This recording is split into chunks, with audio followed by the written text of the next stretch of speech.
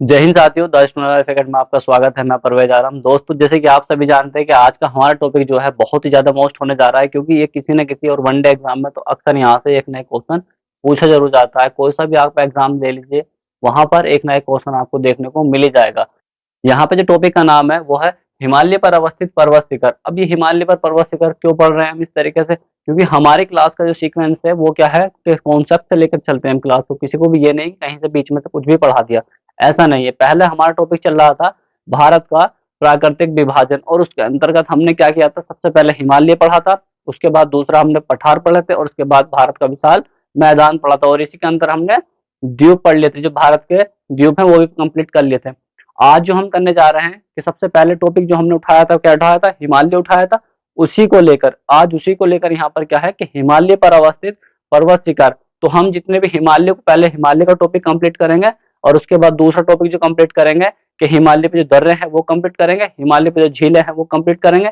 इसके बाद जो भी चीजें हमारे हिमालय से रिलेटेड जो होती हैं वो सब कंप्लीट करके इसके बाद नेक्स्ट जो पढ़ाएंगे हम, नेक्स्ट पढ़ेंगे हम क्या कि दक्षिण भारत का पठार। और दक्षिण भारत के पठार के अंतर्गत जितनी भी पर्वत श्रेणियां हैं, जितनी भी झील हैं, जितनी भी पर्वत शिखर हैं, ये सब चीजें कंप्लीट करेंगे।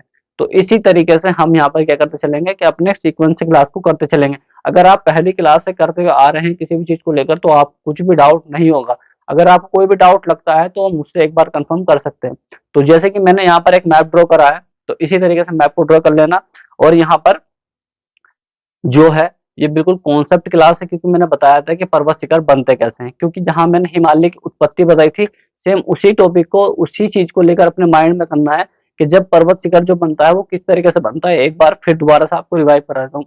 जैसे एक प्लेट ये है और एक प्लेट ये है, जब ये दो प्लेटें आपस में इस तरीके से टकराती हैं, टकराने के बाद यहाँ पर क्या पड़ जाता है, एक बलन पड़ जाता है। तो बलन पड़ने की वजह से यहाँ पर क्या होता है, धीरे धीरे बलन पड़ने की वजह से क्या होता है, यहाँ पे धीरे धीरे इस तरीके से एक आकृति बन जाती है। ठीक है, यही आकृति क्या कहलाती है, हमारी पर्वत शिखर कहलाती है। तो आज हम इसी को लेकर बात करेंगे कि हाँ, हमारा टॉपिक किस तरीके से एग्जाम में पूछा जा सकता है, किस तरीके से इससे क्वेश्चन बन सकते हैं। सबसे पहले आपको ये पता होना चाहिए।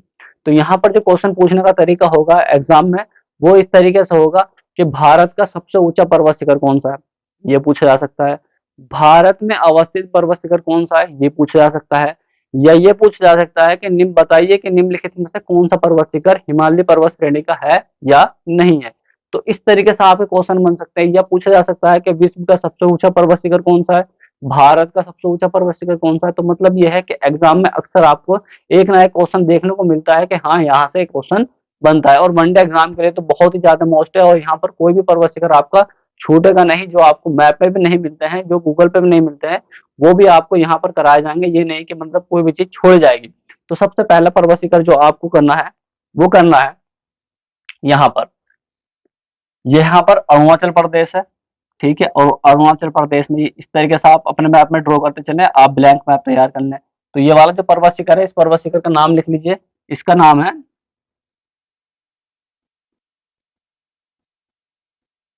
नामचा बरवा।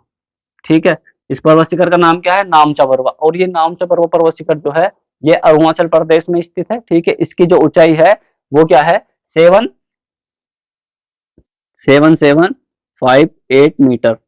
अब ये पूछा जाएगा आपसे कि ज्योग्राफी में इस तरीके से क्वेश्चन बन सकता है कि पर्वत शिखर की ऊंचाई जो नापी जाती है वो किस में नापी जाती है, किलोमीटर में या मीटर में। तो यहाँ ध्यान रखना है कि ऊंचाई हम किसी भी चीज की नापते हैं तो वो मीटर में नापती है। ठीक है, तो इसकी जो हमने ऊंचाई लिखनी थी वो कितनी लिखनी है, 7758 मीटर, 7758 मीटर। ये क्या है, यहाँ पर जो लिख लीजिए ईटा ना, ये इसका जो पाया जाता है कहाँ पर है, अरुणाचल प्रदेश में। ठीक है, ये वाला हो गया। इसके बाद तो हमारा पहला पर्वत शिखर जो था वो है नामचा बरवा। और नामचा बरवा की जो ऊंचाई है कितनी है, 7785 मीटर। और जो ये कहाँ पर स्थित है, ये अरुणाचल प्रदेश में स्थित है। इस तरीके से पूछा जा सकता है क्वेश्चन कि बताइए नामचा बरवा पर्वत शिखर कहाँ पर स्थित है, हिमालय पर स्थित है एक तरीके से ये। और दूसरा क्या है, अरुणाचल प्रदेश राज्य में स्थित है। ठीक है, अरुणाचल प्रदेश राज्य की राजधानी क्या है बताइए। ये क्वेश्चन का जो आंसर है आपको कमेंट में बताना। ठीक है, इसके बाद जो नेक्स्ट है हमारा, यहाँ पर एक पर्वत शिखर है। ये कौन सा राज्य है बताइए। अगर मैप की आपकी जानकारी होगी तो आपको पता होगा ये कौन सा राज्य है। ये जो है राज्य सिक्किम है। ठीक है, और ये जो यहाँ पर जो पर्वत शिखर पाया जाता है, कौन सा पाया जाता है, टाइगर हिल। कौन सा, टाइगर हिल। और ये कहाँ पाया जाता है, सिक्किम में।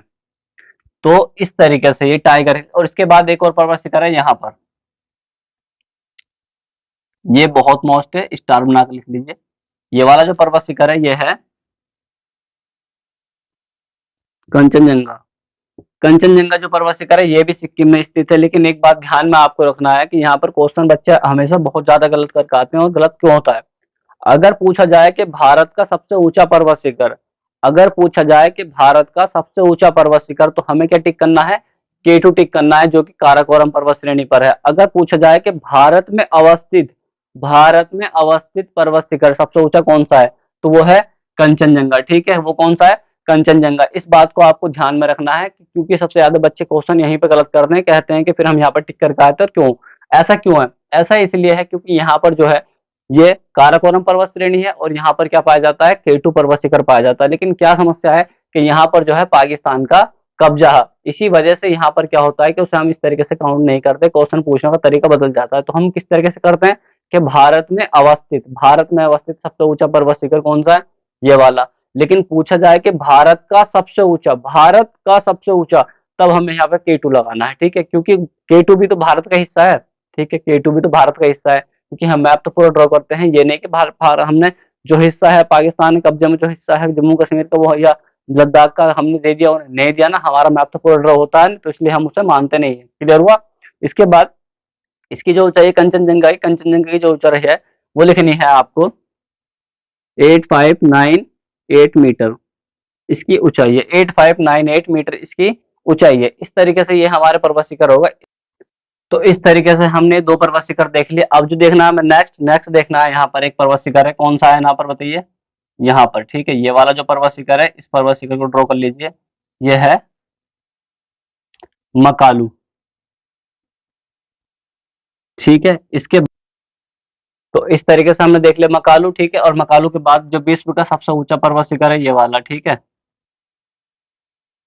विश्व का सबसे ऊंचा पर्वत शिखर कौन सा बताइए, माउंट एवरेस्ट। ठीक है, माउंट एवरेस्ट। इसके बाद आता है हमारा एक और पर्वत शिखर है, ये वाला पर्वत शिखर। ठीक है, इस वाले पर्वत शिखर का नाम है मनसालू। मनसालू। ठीक है, मनसालू के बाद एक और पर्वत शिखर है, यहाँ पर ड्रॉ करते चलिए मेरे साथ ही। मनसालू के बाद है अन्नपूर्णा, और अन्नपूर्णा के बाद लास्ट है। ठीक है, ये लास्ट है यहाँ पर, इसका नाम ड्रॉ कर लीजिए आप, है इसका नाम धौलागिरी। इस तरीके से। ठीक है, ये हमारे पर्वत शिखर हैं, क्रम से लगाते जा रहा हूँ मैं, सबको ध्यान रखना है आपको। तो यहाँ पर सबसे पहले कौन सा था, मकालू। मकालू के बाद माउंट एवरेस्ट, माउंट एवरेस्ट के बाद मनसालू, मनसालू के बाद अन्नपूर्णा, और इसके बाद है धौलागिरी। तो ये जो है विश्व का सबसे ऊंचा पर्वत शिखर कौन सा है, विश्व का सबसे ऊंचा पर्वत शिखर माउंट एवरेस्ट है, इसे ध्यान रखना। ठीक है, 8850 मीटर इसकी ऊंचाई बताई जाती है। ठीक है, कितनी बताई जाती है, 8850 मीटर। ठीक है, पहले 48 थी, अब 8850 मीटर हो गई है।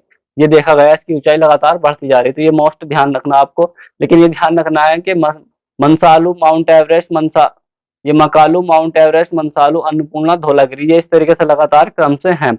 इसके बाद आते हैं हमारे यहाँ पर कुछ उत्तराखंड में कुछ पर्वत शिखर हैं। ठीक है, यहाँ पर भी देख लीजिए। तो उत्तराखंड के जो पर्वत शिखर है हमारे कौन कौन से हैं, ड्रॉ करते चलिए मेरे साथ। तो उत्तराखंड का सबसे पहला आता है कामित। कौन सा है,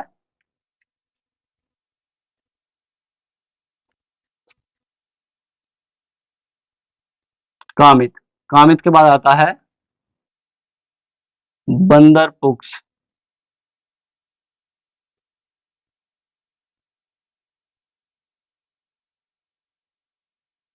बंदरपुक्ष, और बंदरपुक्ष के बाद आता है, यहाँ पर है बद्रीनाथ। कौन सा है, बद्रीनाथ। और बद्रीनाथ के बाद आता है हमारा एक और पर्वत शिखर है, ये वाला पर्वत जो शिखर है, ये वाला कौन सा है, नंदा देवी। इसके बाद कौन सा है,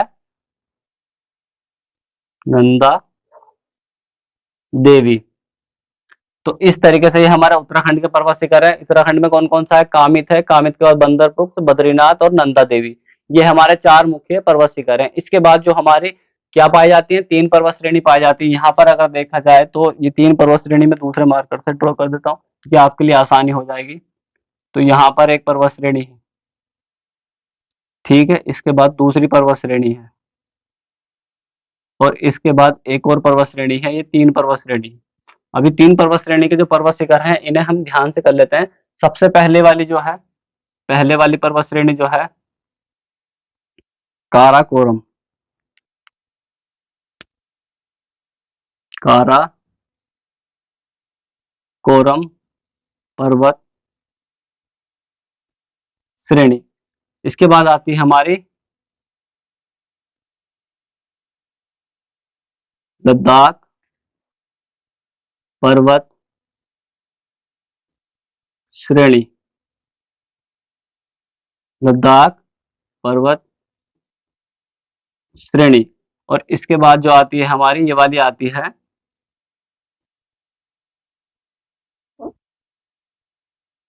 जास्कर पर्वत श्रेणी।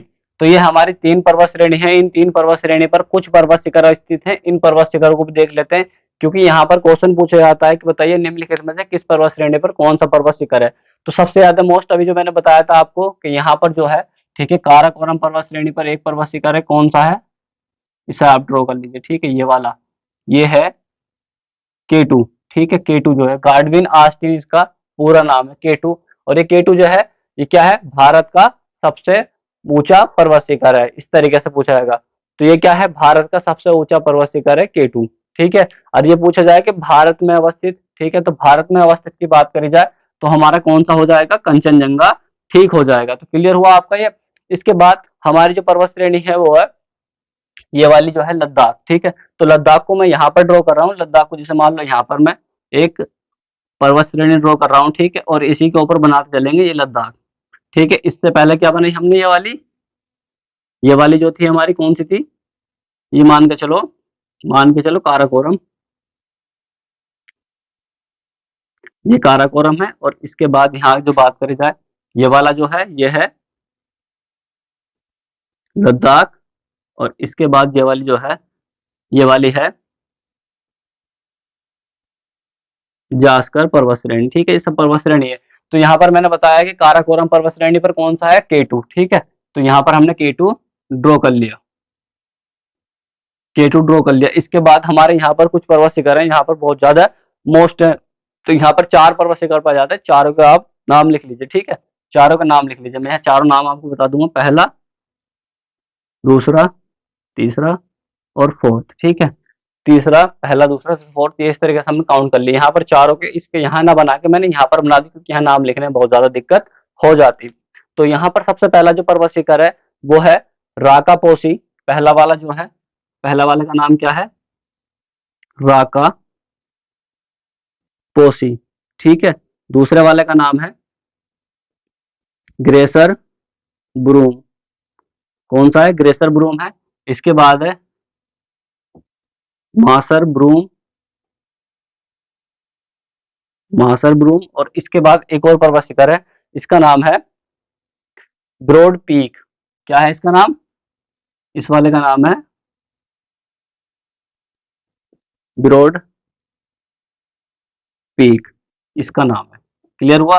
तो यहाँ पर 4 पर्वत शिखर पाए जाते हैं। कौन कौन से पाए जाते हैं, पहला राकापोसी, इसके बाद गेसर ब्रूम, इसके बाद मासिर ब्रूम, और इसके बाद जो पाया जाता है हमारा ब्रॉड पीक पाया जाता है। तो इस तरीके से हमारे जास्कर पर्वत श्रेणी के भी सारे पर्वत शिखर कंप्लीट हो गए। इसके बाद जो बचते हैं हमारे कुछ छोटे मोटे बचते हैं, जैसे कि महादेव हो गया, ठीक है, महादेव लिखने की आपको जरूरत नहीं। लेकिन एक बात ध्यान रखना है कि जो हमारा काराकोरम पर्वत श्रेणी पर स्थित है, इसकी ऊंचाई लिख लो, ठीक है, इसकी ऊंचाई लिखना जरूरी है, क्योंकि K2 आपको अक्सर एग्जाम में देखने को मिल जाता है। अभी पैट का एग्जाम हुआ था तो वहां भी देखने को आपको मिला था। तो यहाँ पर जो इसकी ऊंचाई है वो है 8611 मीटर, ठीक है, 861 मीटर, ठीक है, ये इसकी ऊंचाई है। तो अच्छा, कुछ पर्वत शिखर हैं जिनकी ऊंचाई पूछी जाती है। तो सबसे ज्यादा मोस्ट आपको ध्यान रखना है कि K2 जो है 8650 मीटर है, और कहाँ पर अवस्थित है, काराकोरम पर्वत श्रेणी पर अवस्थित, जो कि मैंने यहाँ बना दिया। और इसके बाद पूछा जाए कंचनजंगा, ये बना दिया है, सब मैंने इस तरीके से बना दिए हैं और आपको समझ में आ गया होगा। लेकिन आपको ये मैप ड्रॉ करना है, मैप में आपको बहुत ज्यादा अच्छे तरीके से पता होता है, बहुत अच्छे तरीके से याद भी हो जाते हैं। तो मैं एक बार आपको रिवाइज करा दूं फिर दोबारा से कि अगर पूछा जाए कि विश्व का सबसे ऊंचा पर्वत शिखर कौन सा है, तो आप कौन सा टिक करोगे? आप कौन सा टिक करोगे बताइए? यहाँ पर माउंट एवरेस्ट। अगर ये पूछा जाए कि भारत का सबसे ऊंचा पर्वत शिखर, तो आप किसे टिक करोगे? ठीक है, आप केटू को टिक करोगे। अगर आपसे ये पूछा जाए कि भारत में अवस्थित सबसे ऊंचा पर्वत शिखर कौन सा है, तो आप टिक करोगे कंचनजंगा को, जिसकी ऊंचाई मैंने सबकी लिख रखी है, जो मोस्ट था। ठीक है, तो यहाँ पर एक बार फिर दोबारा से रिवाइव करा दूं आपको मैं। तो यहाँ पर क्या है? नामचा बरुआ, नामचा बरुआ के बाद क्या है? टाइगर हिल्स, टाइगर हिल्स के बाद क्या है? कंचनजंगा, और कंचनजंगा के बाद आता है हमारा मकालू, और मकालू के बाद माउंट एवरेस्ट, माउंट एवरेस्ट के बाद मनसालू, मनसालू के बाद अन्नपूर्णा, धौलागिरी। तो ये सब मैंने क्रम से बना दी। इसके बाद यहाँ उत्तराखंड के कुछ है। उत्तराखंड में सबसे पहले कामित है, बंदरपुर है, और इसके बाद है बद्रीनाथ है, नंदा देवी। ये चार हमारे किसके हैं? ये उत्तराखंड के हैं। इसके बाद मैंने बता दिया कि लद्दाख, ठीक है, लद्दाख पर्वत श्रेणी पर 4 पर्वत शिखर है। कौन कौन से? राका पोसी, गैसर ब्रूम, मासर ब्रूम, और इसके बाद ब्रॉड पीक। और इसके बाद लद्दाख पर्वत श्रेणी पर कौन सा है? हमारा केटू है। तो आई होप आपकी समझ में आ गया होगा। अगर नहीं आया तो आप मुझे कमेंट कर सकते हैं। नेक्स्ट वीडियो भी हमारे हिमालय को लेकर होगी। लेकिन आपको कोई भी समस्या हो तो मुझसे एक बार कांटेक्ट कर सकते हैं, कमेंट में मुझे बता सकते हैं। लेकिन जैसे मैंने आपको समझाया तो आपकी समझ में आ गया होगा।